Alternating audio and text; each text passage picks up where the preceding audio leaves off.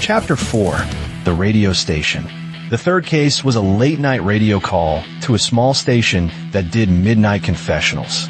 The host, Elias, had been on air for 20 years, interviewing callers who swore to be bereaved, lost, or simply haunted. One morning, he didn't show up.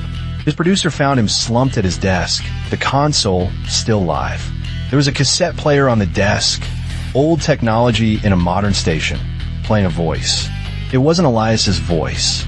It was a whispering chorus that layered and overlapped, like someone replaying a chopped recording of a funeral.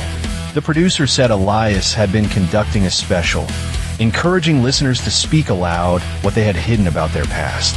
He had gotten a call that turned him strange. The last thing on tape was a woman who, through sobs, said a single name, Marcus. They sent me the tape. I have always been skeptical of coincidence. When I heard my name, my real name, on that tape, my skin grew restless as a live wire. The voice was not my voice.